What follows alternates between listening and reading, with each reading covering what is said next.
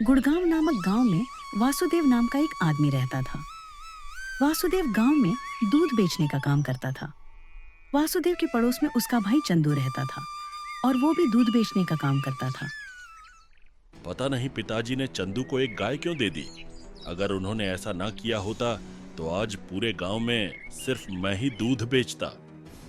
चंदू बहुत अच्छा इंसान था, दिल लगाकर काम करता था और अपने परिवार के साथ खुश रहता था। मगर वासुदेव हमेशा अशांत रहता था, सभी का बुरा करने में लगा रहता था। अरे वासुदेव, आ गए दूध देकर? हाँ, आ गया। तुम बताओ। हाँ भाई, आज जल्दी काम खत्म कर ले क्योंकि गुड्डे के स्कूल में बुलाया गया था ना। अच्छा है। अब मैं जाता हूँ, मुझे बाजार से कुछ सामान लेकर आना है। ठीक है भाई।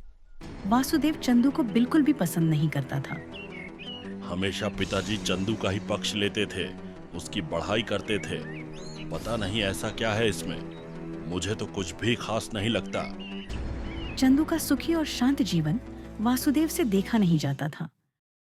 वासुदेव घर आता है, तभी उसकी पत्नी सरस्वती कहती है, आ गए आप? कहाँ घूम रहे हैं सुबह से?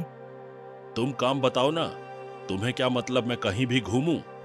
सुनिए जी, ये हर वक्त मुझसे चिड़चिड़ा होकर मत बात किया कीजिए। बता देती हूँ। हाँ, तुम मेरा दिमाग खाना बंद करोगी तभी तो मैं शांत होकर बात करूंगा। छोड़िए जी, आपको समझाकर कोई फायदा नहीं। मैं सीधे मुद्दे की बात करती हूँ।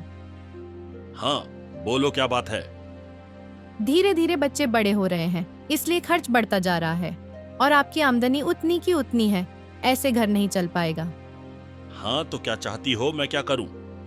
इस गाय के दूध को बेचने से कुछ नहीं होने वाला। आप खेती बाड़ी भी शुरू कर दीजिए, जिससे हमारी आमदनी अच्छी हो। अरे चुप रहो, इस कड़ी धूप में मैं खेती बाड़ी नहीं कर सकता। ये क्या बोले जा रहे हैं आप? जरा भी समझ नहीं है आप में। जो मन में आता है वो बोल देते हैं। मुझे नहीं बात करनी आपसे।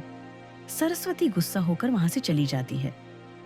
पता नहीं ऐसा क्या देख लिया इस सरस्वती ने चंदू में, जो ये भी चंदू का गुणगान गाने लगी। कुछ न कुछ तो सोचना ही पड़ेगा।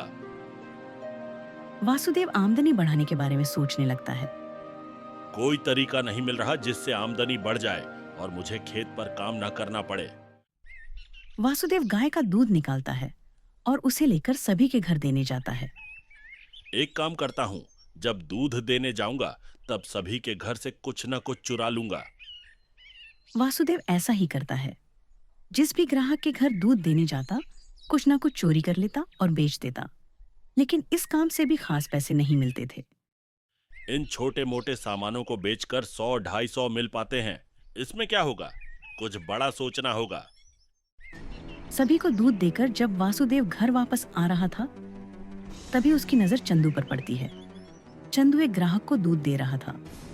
लीजिए भाई जी, 2 लीटर दूध। लाओ भाई लाओ। वैसे एक बात तो माननी पड़ेगी, तुम बहुत अच्छा दूध देते हो। मेरे घर में सभी लोग तुम्हारे दूध को बहुत पसंद करते हैं।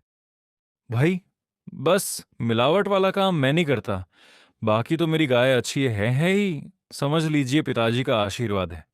ठीक है भाई, ठीक है। अब मैं चलता हूँ। कल भी 2 लीटर दूध मेरे लिए रखना। हाँ जी, जरूर। चंदू साइकिल लेकर आगे बढ़ता है। अरे वासुदेव, तुम भी दूध देकर आ रहे हो क्या? हाँ, अभी थोड़ी देर पहले काम खत्म हुआ है, अब घर जा रहा हूँ। चल, मैं भी घर जा रहा हूँ। रास्ते भर वासुदेव बहुत खुश था। घर आकर सोचता है, वाह, एक तरीका मिल गया जिससे मैं अच्छी कमाई कर पाऊंगा। अगले दिन वासुदेव बहुत जल्दी उठ जाता है, अपनी गाय का दूध निकालता है और चंदू के घर में झांक झांक कर देखने लगता है। जैसे ही चंदू दूध निकालकर अंदर जाता है, वासुदेव चंदू के घर में घुस जाता है और उसके बर्तन से आधा दूध निकालकर अपने पास रख लेता है और बाकी में पानी मिलाकर वहां से भाग जाता है। चंदू अंदर आकर कहता है, चलो दूध देकर आता हूँ। वासुदेव पहले की ही तरह अपने ग्राहकों को दूध दे देता है। साथ ही चंदू के पास से चुराया हुआ आधा दूध घूम घूम कर बेच देता है। वाह, क्या दिमाग लगाया मैंने। इस तरीके से तो मेरी अच्छी कमाई होगी। साथ ही आने वाले दिनों में चंदू के ग्राहक भी कम होंगे और वो मेरे पास आएंगे। ग्राहक बढ़ जाएंगे तो अभी से भी ज्यादा पैसे आएंगे। चंदू पर वर्षों से भरोसा होने के कारण कोई भी ग्राहक चंदू से दूध की शिकायत नहीं करता था। लगता है मेरी यह योजना काम नहीं आई। अब कुछ और करना होगा। वासुदेव कुछ अलग सोचने लगता है। अब एक ही उपाय है और मैं उसे भी करूंगा। वासुदेव सुबह सुबह चंदू के दूध में झर मिला देता है और भाग जाता है। चंदू सभी को दूध देकर आता है। दूध पीते ही कई लोगों की मृत्यु हो जाती है और कई लोग अस्पताल पहुंच जाते हैं। सभी चंदू के घर आकर पत्थर मारने लगते हैं। तभी पुलिस वहां आती है और चंदू को पकड़कर ले जाती है। चंदू की पत्नी सीमा वहां आती है। रुक जाइए, मेरे पति को छोड़ दीजिए, उन्होंने कुछ गलत नहीं किया है। पुलिस चंदू को लेकर चली जाती है। सीमा और बच्चे रोने लगते हैं। तभी सीमा की नजर वासुदेव पर पड़ती है। ऐसे दुख के माहौल में वासुदेव मुस्कुरा रहा था। सीमा सोचती है, इस वक्त जब इनका भाई जेल जा रहा है, ये मुस्कुरा रहे हैं, जरूर कुछ तो गड़बड़ है।